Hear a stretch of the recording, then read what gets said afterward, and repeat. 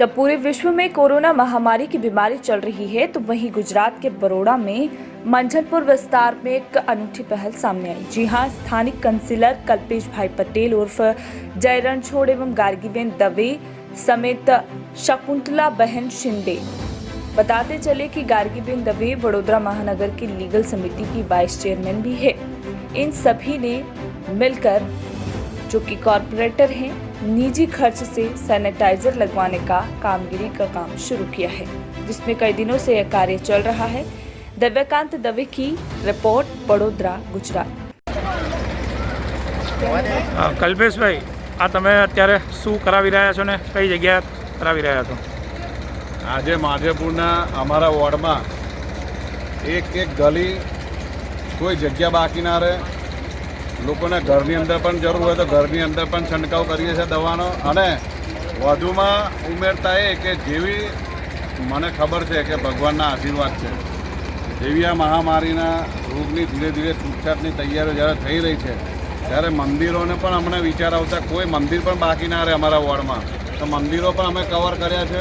અને મંદિરની અંદર આજે મંગલેશ્વર મહાદેવ, વ્રજધામ મંદિર, કુબેરેશ્વર મહાદેવ, બિલેશ્વર મહાદેવ અને આજે આત્મીય ધામનું અને કાલ ભૈરવ દાદાનું મંદિર જે છે એ કવર કર્યા છે। અહીંયાથી પછી અમે લક્ષ્મીનારાયણ મંદિર જવાના।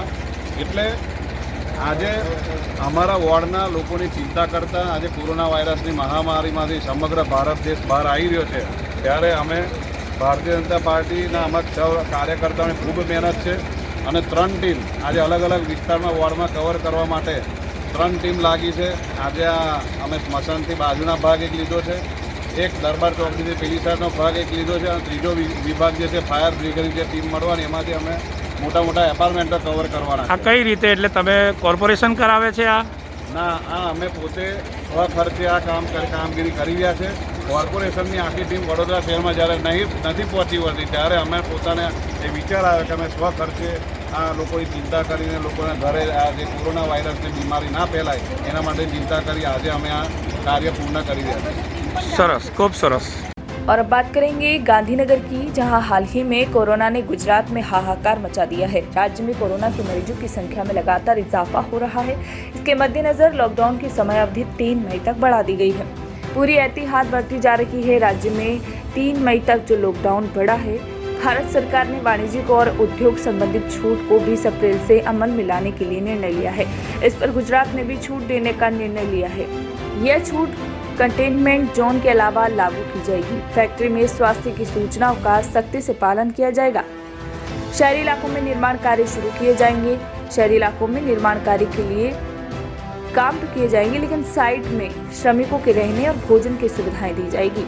मोटर मैकेनिकल, प्लम्बर समेत स्वरोजगार वाले कामों को भी छूट दी जाएगी। इन सब के लिए जिला कलेक्टर की अध्यक्षता में 7 सदस्यों की कमेटी बनाई जाएगी।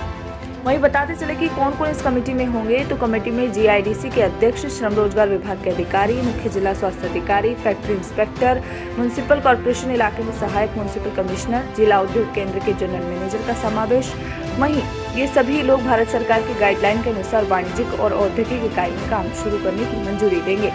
बताते चले कि हॉटस्पॉट से कोई ना संक्रमण में हो पाए, इसके अलावा यह भी ध्यान रखा जाएगा कि सरकार द्वारा निर्धारित किए गए हॉटस्पॉट से कोई भी कर्मचारी अधिकारी कार्यस्थल पर न आए। वहीं अब बात करेंगे अहमदाबाद शहर की, जहां घूमने फिरने और वर्किंग के लेवल पर इसे अव्वल नंबर पर माना जाता है। लेकिन जब से लॉकडाउन शुरू हुआ है तब से अब तक अहमदाबाद की वे सड़कें जहां पर पैर रखने की जगह नहीं होती थी, आज सुनसान दिखाई पड़ रही है। दूर दूर तक कोई दिखाई नहीं देता, और अगर कोई दिखता भी है तो यहाँ या तो भोजन की तलाश में होता है, या फिर पुलिस की चेक पोस्ट पर कई कर्मचारी तैनात दिखाई देते हैं, या फिर कई समाज सेवी लोगों की सेवा करते हुए ही दिखाई देते हैं। तो चलिए कुछ दिखाते हैं आपको ऐसी ही तस्वीरें।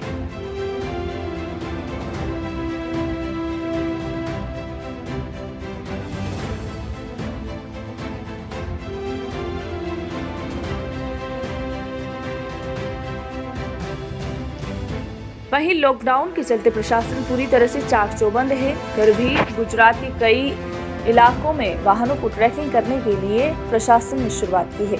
देखिए क्या कुछ कह रहे हैं प्रशासनिक अधिकारी इस वीडियो में।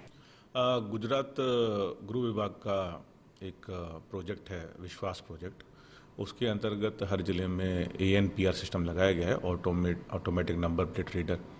तो वो वाहनों का जो नंबर प्लेट है उसको कैप्चर करता है, तो उससे हम ट्रैकिंग कर सकते हैं। जो हमारा कंट्रोल रूम है, तो उससे हम ये ट्रैक कर रहे हैं कि एक वाहन कितनी बार शहर के अंदर घूमा है, वो कितनी बार उसका नंबर कैप्चर हुआ है। तो जैसे एक दिन में कोई वाहन 7 या 8 बार या ज़्यादा बार कैप्चर होता है, तो फिर उसका हम इन्वेस्टिगेशन करते हैं कि वो किसका वाहन है, वो क्यों लेके बाहर निकला था और वो किस रूट पे गया था और क्या पर्पस था।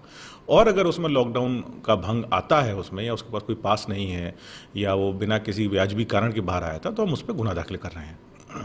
कितने लोग इस तरह से कितने व्हीकल?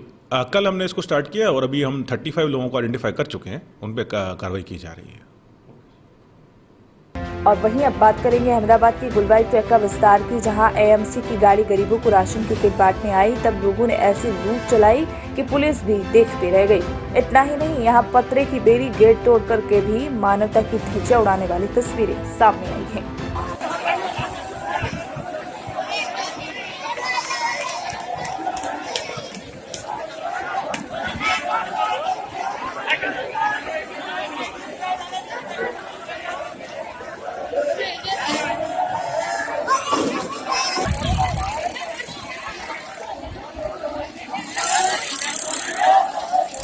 आपको बता दें कि लॉकडाउन की वजह से कई लोग अपने घरों में प्रशासन की सख्ती की वजह से बाहर नहीं निकल पा रहे हैं। सरकार का भी आदेश है कि वे कोरोना वायरस से जंग लड़ने के समय अपने ही घरों में रहे, ताकि किसी भी तरह की कोई परेशानी न हो। लेकिन अहमदाबाद विस्तार की गाड़ी के वीडियो सोशल मीडिया पर सामने आए हैं, जिसमें कुछ लोग क्वारंटाइन का लिबास पहने हुए एक लाश को दाह संस्कार के लिए आधी रात में शमशान ले जा रहे थे। लेकिन सुरेंद्र नगर में सोनापुरी के पास ये गाड़ी खड़ी देख पड़ोस के ही एक व्यक्ति ने बाहर आकर उन लोगों से बातचीत की और उन्हें रोका भी कि आधी रात में दाह संस्कार नहीं होता। देखिए इस वीडियो में क्या कुछ कहा गया है। गाड़ीનો દરવાજો ખુલ્લો હતો તો તેમાં સફેદ લુગડામાં પ્લાસ્ટિકનામાં વીટેલી એક લાશના પગ દેખાણા મને, એટલે હું પછી બાથરૂમમાં જવા વહી ગયો, પણ પછી બાથરૂમ જઈને બહાર નીકળ્યો એટલે અહીંયા સોનાપુર ઓવાકોન દેખાડો થઈ ગયો, તો તેમાં લાશ વીટેલી હતી અને સેનિટાઈઝર ડૉક્ટરના કપડાં ને એવો બધા પ્લાસ્ટિકના લુગડા પહેરેલા ડૉક્ટરો બે આવેલા અને ગાડી અમદાવાદનું પાર્સિંગ હતી બરાબર। ગાડી યારે કોઈ હતું ને 3 જણા ટોટલ ગાડી યારે હતા। રાતની આવી રીતે 8 વાગ્યા 7 વાગ્યા પછી સમસાન બંધ થઈ જાય છે, તો પછી રાતની આવી રીતે લાઈસુ હરગાવે છે, તો શું આમાં કોઈ પૈસા પૈસા લેતા છે રાતની લાઈસુ હરગાવવાના? બરાબર છે, ગવર્મેન્ટ મળેલી છે, બધા શું વેચાઈ જાય છે, લાઈસુનો વેપાર ચાલુ છે સરગાવવામાં કે રાત પછી ધંધો થાય છે। વર્ષો રેવી છે તો અમારી કોઈ સરકારને પડી જ નથી, તો આના માટે આ વ્યવસ્થા નહીં કરે તો આના માટે કડક પગલાં લેવામાં આવશે। અપ્પા ઉપર આનો પછી તમે શું કર્યું? પછી લાઈસવાળાને કીધું તો એને બાજવા ઉપર એ આવી ગયા, પછી અમે પોલીસ સ્ટેશને જઈ અને ફરિયાદ નોંધાવી અને જે આમાં કોઈ સામેલ હોય એની ઉપર ફરિયાદ કરી છે। અમે કાયદેસરની કાર્યવાહી કરો, જે હોય તાત્કાલિક ધોરણે। શમશાનમાં બધા અધિકારી તો હશે ને આમાં સામેલ હોય તો જ અહીંયા આવી હોય, અને એના માણસો આવી ગયા હતા, મહેતાજી બેતાજી બધા। સરસ। गुजरात में कोरोना की संख्या बढ़ती ही जा रही है, वहीं इसके लिए काम करती एक दवाई की इस वीडियो में बात कही गई है। समग्र विश्व जिस दवा की राहत देख रहा है, वहीं कोरोना वायरस की दवाई की शोध भारत में हुई है। जी हाँ, यह दवाई उस वायरस पर कारगर हुई है जिस पर विश्व पटल पर मारामारी मची हुई है। उस दवाई का भारत में उत्पादन कैसे हो सके, उसकी सटीक बात डॉक्टर जयेंद्र सिंह जडेजा द्वारा भेजे गए इस वीडियो के माध्यम से दी जा रही है, जो बेहद ही महत्वपूर्ण है। आइए दिखाते हैं आपको यह वीडियो। हेलो मित्रों, हूँ डॉक्टर जयेंद्र सिंह जाडेजा छूँ, professor head Dungarpur medical college Rajasthan में मारी जॉब करूँ छूँ। आज हूँ एक खास हेतु माटे आपनी समक्ष उपस्थित थयो छूँ। ये बहुत मोटा ब्रेकिंग समाचार है, अपना सौने माटे सारा समाचार है।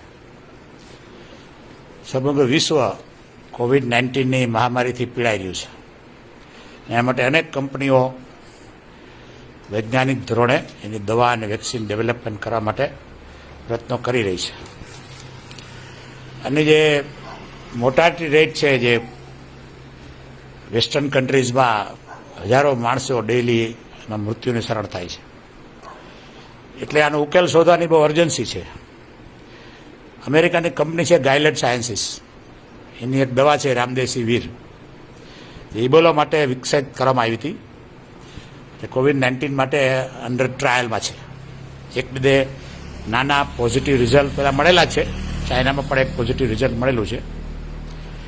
પણ ગઈકાલે જ એક બહુ સારા સમાચાર આવ્યા કે યુનિવર્સિટી ઓફ શિકાગો એને આવા 113 બહુ સિરિયસ દર્દીઓ હતા, જે ઓક્સિજન ઉપર હતા અને આ બહુ સિરિયસ હતા, એવા બધા દર્દીઓમાં ઇન્જેક્ટેબલ રામદેસી વીર દવાનો આપી છે અને એમાંથી બહુ સારા પરિણામો મળ્યા છે.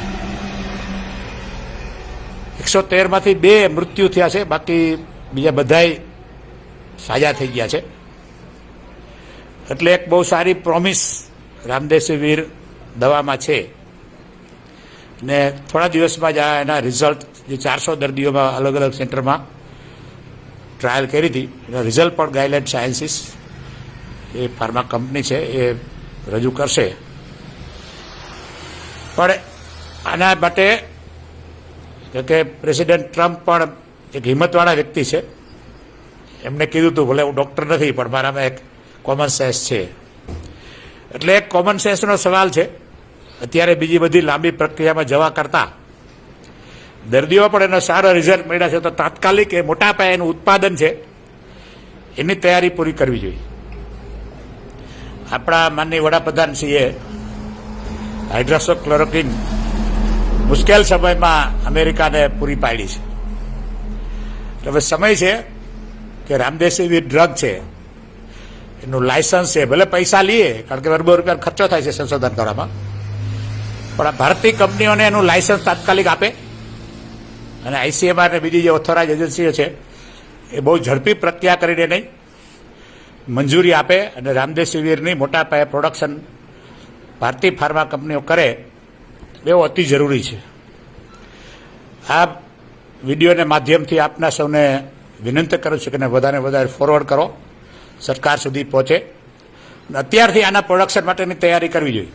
અમેરિકામાં હજારો મૃત્યુ થઈ ગયા છે. અમેરિકન સરકાર પણ આને અર્જન્ટલી લઈ અને પોતાના માટે ગાયલેન્ડ સાયન્સીસ અત્યારે બીજાને નહીં આપે દવા, અહીંયા પ્રોડક્શન કરશે જ. કે ટ્રમ્પ હિંમતવાળા છે, એ જાતનું ડિસિઝન લેશે, FDAની મંજૂરી પણ આપશે.